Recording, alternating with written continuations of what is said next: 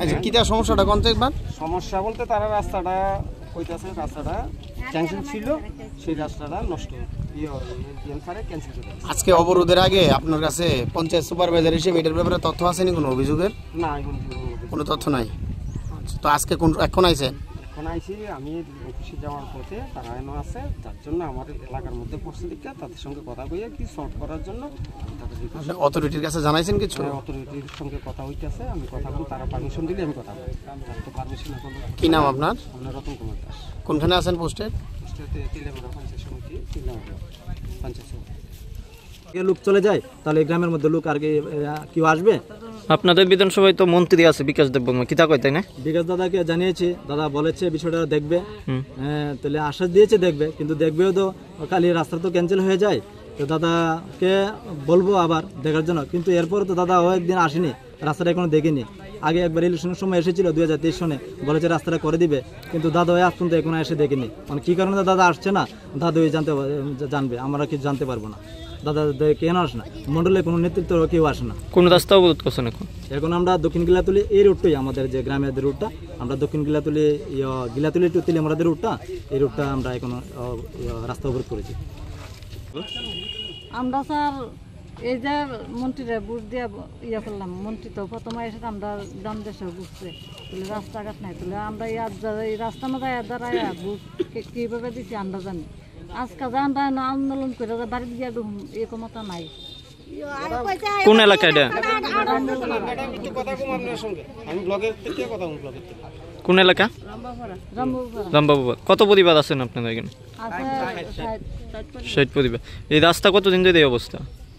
রাস্তা অনেক দিন ধরে এখন কি ভাঙাচোরা রাস্তা দিয়ে আমরা চলাফেরা করতেছি, একটু একটু করে ঠিক করে একবার এই ভাবলে ভেঙে দেয়। এখন কি সমস্যা?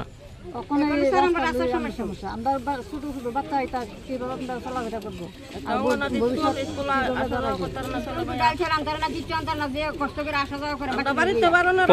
পঞ্চায়েতে কি জানাইছেন এই ব্যাপারে?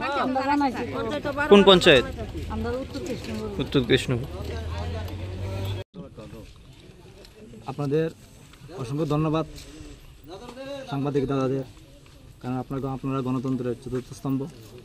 আমাদের দিয়ে আজকে দিয়ে রাস্তা অবরোধ করা মেন হলো আমাদের যে গ্রামের রাস্তাটা 30 বছরের পুরনো রাস্তা। এই রাস্তা লইয়া 2023 সাল থেকে আমরা রাস্তা লইয়ে ঘোরাঘুরি করছি। এখানে অ্যাপ্লিকেশন আছে, SDM স্যারের কাছে আমরা লিখিত দিয়েছি, এই 2023 সনে জমা দিয়েছি, আর আজকে 2025 চলে। তো এইটা নিয়ে আমরা SDM অনেকবার গিয়েছি, ডাকা হয়েছে। SDM স্যার একটা হিয়ারিং ডেট দিয়েছে গ্রামের মানুষ, আর এই রাস্তাটা একজনে অবজেকশন দিছিল, রজনী হালদারের ছেলে সুবীর হালদার, হ্যাঁ, যে রাস্তাটা ওই ছড়ার ভিতর দিয়ে করে নিতে, এই যে পুনর রাস্তাটা আছে এই রাস্তার দিকে জায়গা দেবে না। তো এই কারণে হিয়ারিংয়ের ডেট ছিল, বিবাদী পক্ষ ছিল, তাহলে আমরা ডাকা হয়েছে, আমরা গিয়েছি।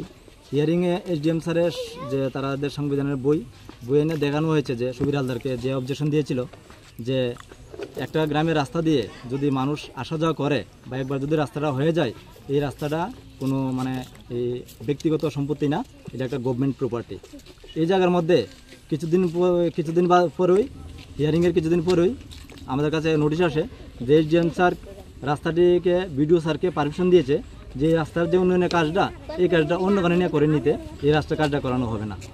তাহলে এই স্যারে কীভাবে এই রায়টা দিল? কারণ SDM স্যার তো ফিল্ডে এসে দেখিনি যে রাস্তার অবস্থাটা কীরকম, যদি ফিল্ডে এসে দেখতো তাহলে বুঝতে পারতো। SDM স্যার থানার ওসিকে পাঠিয়েছে, ওসি স্যার এসে বলেছে না এই রাস্তা অবজেকশন দিয়ে কেউ পারবে না, কারণ এটা তো অনেক পুনর রাস্তা, আমরা যা রিপোর্ট আছে আমরা SDMকে জানাবো। কী কারণে অবজেকশন দিয়েছে? ওই রজনী হালদার ছেলে সুবীর হালদার ওই পুরনো রাস্তাটা দেবে না, ওই নতুন রাস্তা করে নিতে হবে ছড়ার কিনার দিয়ে, এটা ওনার জায়গা ছড়ার ভিতরে দিয়ে বলে জায়গা নিতে হবে। কোন পঞ্চায়েতে দিয়া? উত্তর কৃষ্ণপুর গ্রাম পঞ্চায়েত, থানা তেলিয়ামুড়া। এই বিষয়ে কি পঞ্চায়েতে জানানো হয়েছে? এই বিষয়ে পঞ্চায়েত জানানো হয়েছে, কি পঞ্চায়েত থেকে আমরা কোনো আশ্বাস পাইছি না। কালে ডেটের উপরে ডেট, কিন্তু আমরা কোনো পাইছি না। গতকালকে BDO স্যারে ইঞ্জিনিয়ারে পাঠাইছে যে জায়গায় অবজেকশন আছে এর বাদে বাকিটা মাইপা মেজারমেন্ট করার লেগে, এবারে ইঞ্জিনিয়ার নিচে পরে সন্ধ্যার সময় BDO স্যার আবার না করেছে যে রামবাবুর রাস্তার কাজ করানো হতো না। তাহলে আমরা গ্রামবাসীর কী অপরাধ? এই 30 বছরের পুরনো রাস্তা, এখানে এই রাস্তার মধ্যে 2টা ব্রিজ আছে, এবারে এই ব্রিক সিলিং করানো হয়েছে, তাহলে এটা কি ব্রিক সিলিং কি রাস্তা না থাকলে এমনি হয়ে যায়? তো তাহলে SDM স্যার বিডিও স্যার তারা এখনো 2 বছর 2.5 বছর হয়েছে, তারা এখনো কেউ ফিল্ডে এসে দেখেনি কেন আজ পর্যন্ত। আমরা তাই জন্য রাস্তা অবরোধ করছি। বিডিও স্যার SDM স্যার আসতে হবে, ফিল্ডে থাকতে হবে, তারা দেখতে হবে এবং গ্রামবাসীকে জবাব দিতে হবে যে কী কারণে রাস্তাটা হবে না বা ক্যান্সেল হয়েছে। আপনাদের কোন এলাকা? আমাদের এই রামবাবু পাড়া। কত পরিবার আছে এখানে? এখানে প্রায় 60 পরিবার। এই রাস্তাটা দিয়ে দক্ষিণ গিলাতলি দিয়ে গ্রাম পঞ্চায়েতের যে ছনকলা গ্রামটা আছে, এই গ্রামের লোকজন আসা যাওয়া করে আমাদের এই রাস্তাটা দিয়ে। কতদিন ধরে এই অবস্থা? প্রায় 2.5 বছর এই রাস্তাটা নিয়ে আমরা দৌড়াদৌড়ি করছি, প্রায় 2.5 বছর। এখনও পর্যন্ত SDM স্যার বিডিও স্যার কেউ এসে একবারও দেখেনি ফিল্ডে এসে। এই অবরোধে কি মনে হইতেছে নি যে ঠিক হইব? এখন আমাদের তো গ্রামবাসীদের অনেক কষ্ট নিয়ে আমাদের সন্তানদের নিয়ে আমরা রাস্তায় নেমেছি।